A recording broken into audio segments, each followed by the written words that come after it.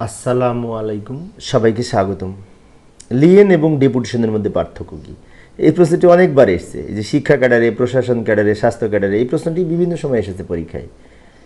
তো আমি অবশ্য বিভিন্ন সহায়ক বইয়ের আলোকে আলোচনা করার চেষ্টা করব। যেমন এইভাবে লিখতে পারি পার্থক্যটা, পাশাপাশি ছক অঙ্কন করেও করা যায়, ছক ছাড়াও করা যায়। তো আমি ছক ছাড়াও উপস্থাপন করছি। লক্ষ্য করি লিয়েন বলতে কি বোঝায়, তাই না? একজন সরকারি কর্মচারী যে পদে স্থায়ীভাবে নিয়োজিত আছেন, উক্ত পদে অনুপস্থিত কাল অতিবাহিত হওয়ার পর এই স্থায়ীভাবে অধিষ্ঠিত থাকার অধিকারকে বোঝায়। অর্থাৎ লিয়েন হচ্ছে একটা অধিকার, যেটি স্থায়ী পদের কোনো কর্মচারী একটি নির্দিষ্ট সময় অনুপস্থিত থাকার পরেও আবার এসে ওই চাকরিতে যোগদান করতে পারে, মানে চাকরিতে স্থায়ীভাবে থাকতে অধিষ্ঠিত হতে পারে। এটা হচ্ছে লিয়েন। সেজন্য বলা হচ্ছে যে স্থায়ী পদে অনুপস্থিত কাল অতিবাহিত হওয়ার পর স্থায়ীভাবে অধিষ্ঠিত থাকার অধিকার। লিয়েন হতে হলে অবশ্য পদ স্থায়ী হতে হবে, তাই না? আচ্ছা, অন্যদিকে প্রেষণ কি, তাই না? প্রেষণ এবং লিয়েন দুইটার মধ্যে পার্থক্য বলেছিল। প্রেষণের বাংলা ইংরেজি হচ্ছে ডেপুটেশন। তো প্রেষণ বা ডেপুটেশন বলতে বোঝায় সরকারি কর্মচারীকে তার নিজস্ব পদ থেকে বা নিজস্ব কর্মবিভাগ থেকে ভিন্নতর কোনো কর্মবিভাগে অস্থায়ীভাবে প্রেরণ করা হয়। যেমন আমাদের কলেজে এক সময় এখন তো সরকারি আমাদের কলেজের প্রিন্সিপাল মহোদয় তো প্রফেসর হিসেবে বিভিন্ন সরকারি কলেজ থেকে আসেন এখানে বদলি হয়ে, কিন্তু এক সময় এখানে কিন্তু অন্য আর্মি ছিল, আর্মি প্রশাসন। তো আর্মি প্রশাসন যখন ছিলেন তখন কিন্তু ডেপুটেশনে আসতেন এখানে বা প্রেষণে আসতেন। বিএসআর পার্ট 1-এর বিধি 5-34 লিয়েন সম্পর্কে বলা হয়েছে, এবং লিয়েন সম্পর্কে আরও বলা হয়েছে লিয়েন বিধিমালা, সরকারি কর্মচারী লিয়েন বিধিমালা 2021-এ।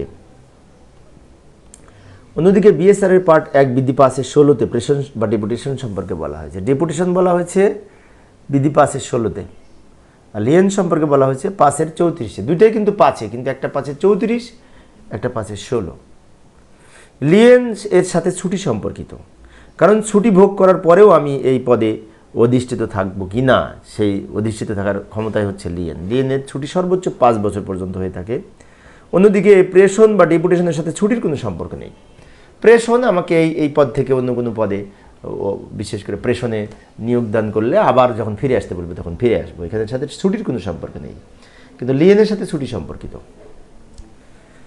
5 মার্কসের জন্য এর পাশাপাশি আমরা আরও লিখতে পারি যে বৈদেশিক চাকরিতে যদি আমি লিয়েনে থাকা, বৈদেশিক চাকরির কারণে যদি লিয়েনে থাকে কোনো সরকারি কর্মকর্তা, সেক্ষেত্রে এই লিয়েন উচ্চ বেতনের চাকরির ক্ষেত্রে আর্থিকভাবে লাভবান হয়। এখানে বলছে যে বিদেশে যে অনেক পরে আসে, লিয়েনে থাকেন, তাই বিদেশে কোনো চাকরির ক্ষেত্রে যদি সরকারি কাজে নিয়োজিত না থেকে তিনি উচ্চ বেতনে চাকরি করেন বিদেশে, সেক্ষেত্রে লিয়েনের মাধ্যমে একটু লাভবান হয়, সেই কথা বলছে যিনি থাকেন কর্মচারী। কিন্তু এই প্রেষণে একজন সরকারি কর্মচারী নিয়োজিত না হলে বাংলাদেশের যে কোনো পদে তিনি থাকতেন।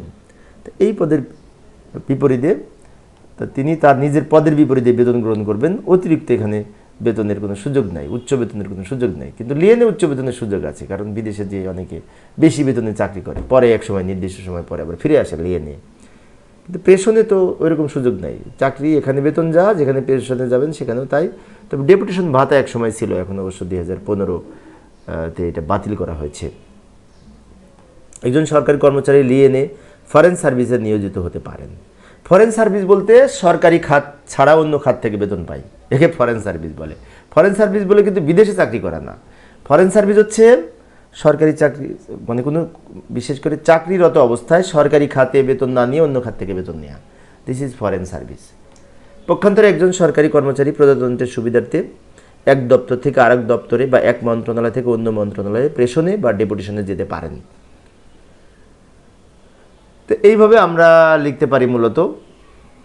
এরপরে যে সংযুক্ত দপ্তর এবং অধস্তন দপ্তর সম্পর্কে এর পার্থক্য নিয়ে আলোচনা করবো। আমি ছোট ছোট করে অল্প অল্প করে আলোচনা করি, একটা একটা করে প্রশ্ন, যাতে বোরিং না লাগে, তাই না? একটা করে প্রশ্ন বোরিং না লাগে, একটা একটা করে সার্চ দিলেও অনেক সময় সহজেই পাওয়া যায়। তো পরিশেষে সবাই ভালো থাকবে এবং সুস্থ থাকবে, এই কামনায় খোদা হাফেজ।